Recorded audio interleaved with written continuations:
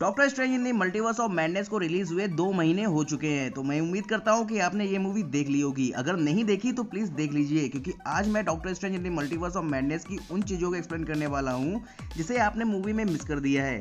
तो इस वीडियो में मूवी से रिलेटेड स्पॉइलर हो सकते हैं, और अगर आपने अभी तक ये चैनल सब्सक्राइब नहीं किया है तो प्लीज़ सब्सक्राइब करके नोटिफिकेशन ऑन कर लीजिए, ताकि आपको इस तरह की वीडियोज़ टाइम पर मिलती रहे।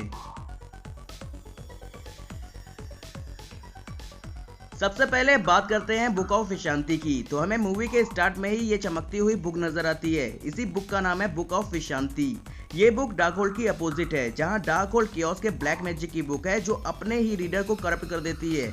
वहीं बुक ऑफ विशांति ऐसे स्पेल्स और काउंटर स्पेल से बनी है जो किसी भी ऑर्डर को रिस्टोर कर सकते हैं। अगर डॉक्टर स्ट्रेंज इस बुक को पढ़ पाते तो वो किसी भी स्कारलेट विच को हरा सकते थे, पर इससे पहले कि डॉक्टर स्ट्रेंज बुक ऑफ विशांति पढ़ पाए, स्कारलेट विच इसे जलाने में कामयाब हो जाती है।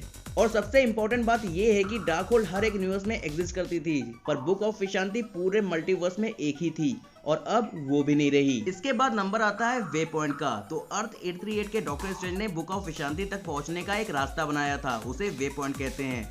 बुक ऑफ विशांति रखी हुई थी एक अलग डायमेंशन में, जिसे गैप जंक्शन कहते हैं, जो कि 2 यूनिवर्स के बीच की जगह है। अर्थ 838 के डॉक्टर स्ट्रेंज ने कई सालों से डार्क होल्ड को प्रैक्टिस की। साथ ही उन्होंने बुक ऑफ विशांति पाने के लिए गैप जंक्शन तक एक सीक्रेट पोर्टल क्रिएट किया। इसे ही वे पॉइंट कहते हैं, जिससे अर्थ 616 के डॉक्टर स्ट्रेंज, अर्थ 838 की डॉक्टर क्रिस्टियन पाल्मर और अमेरिका चावेज बुक ऑफ विशांति तक पहुंच पाए।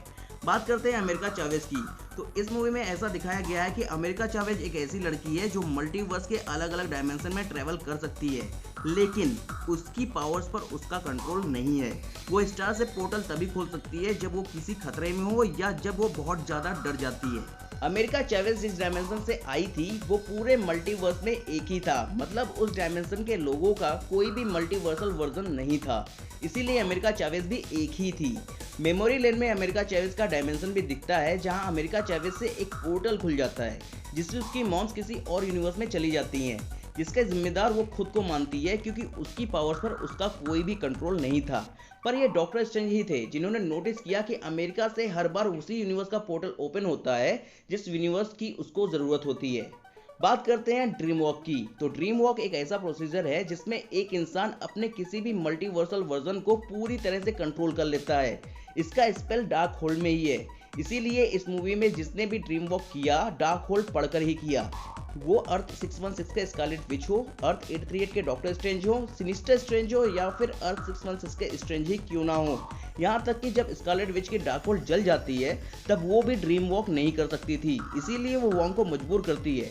तब वॉन्ग वांडा को माउंट वंडागोर तक ले जाता है, जहाँ की दीवारों पर डार्क होल्ड को तराशा गया था, और ये नेक काम किया था चिथॉन ने। और ये बात खुद सॉर्सरर सुप्रीम वॉन्ग ने बताई।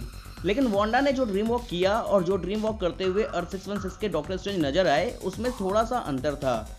वांडा आसानी से ड्रीम वॉक करके अर्थ 838 की वांडा को कंट्रोल कर लेती है, पर डॉक्टर स्ट्रेंज जब डिफेंडर स्ट्रेंज में ड्रीम वॉक करने की कोशिश करते हैं तो बहुत ढेर सारी काली आत्माएं अपोज करने आ जाती हैं। तो इसका रीजन ये है कि वांडा ने हमेशा दूसरी जिंदा वांडा को कंट्रोल किया, पर डॉक्टर स्ट्रेंज ने डिफेंडर स्ट्रेंज की लाश पे कंट्रोल किया। इसीलिए वो आत्माएं डॉक्टर स्ट्रेंज को रोक रही थी, जिसमें एक आत्मा ने कहा भी था कि लाश को वश में करना पाप है, ड्रीम वॉक रोक दो, नहीं तो अनंत काल तक शापित रहोगे। इसीलिए मूवी के लास्ट में वॉन्ग भी कहता है कि बहुत ही कम लोग हैं जो अपने ही मुर्दे में चलकर जिंदा लौटते हैं। इस मूवी में सबसे ज्यादा मिस्टीरियस चीज जो थी वो थी डॉक्टर स्ट्रेंज की तीसरी आंख, क्योंकि ये आंख सिनिस्टर स्ट्रेंज और अर्थ 616 के डॉक्टर स्ट्रेंज दोनों के माथे पर आई डार्क होल्ड यूज करने के बाद, पर डार्क होल्ड यूज करने की वजह से ना तो अगाथा हार्कनेस के माथे पे तीसरी आंख निकली और ना ही स्कारलेट विच के, जबकि अगाथा हार्कनेस और स्कारलेट विच ने अर्थ 616 के डॉक्टर स्ट्रेंज से तो ज्यादा ही डार्क होल्ड यूज किया।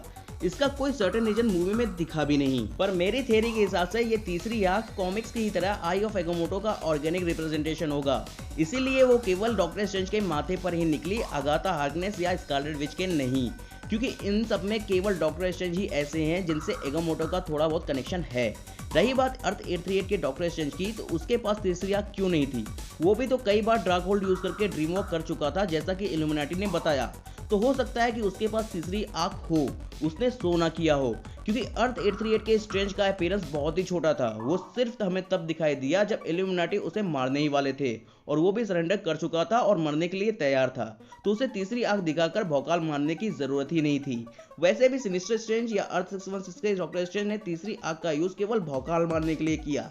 कॉमिक्स में ये तीसरी आंख डॉक्टर स्ट्रेंज को गॉड लाइक पावर्स देती है, जिससे डॉक्टर स्ट्रेंज सामने वाले का ट्रू इंटेंशन समझ सकते हैं और बड़े से बड़े इल्यूजन को भी तोड़ सकते हैं। पर मूवी में इसकी पावर्स देखने को नहीं मिली। होप सो डॉक्टर स्ट्रेंज का जब अगला अपीयरेंस होगा तब हमें इसकी पावर्स को अच्छे से एक्सप्लेन किया जाएगा। इस मूवी के मिड क्रेडिट सीन में क्ली की एंट्री होती है, जो डॉक्टर स्ट्रेंज से इनकर्जन को रोकने की बात कहती है, जो डॉक्टर स्ट्रेंज की वजह से ही स्टार्ट हुए।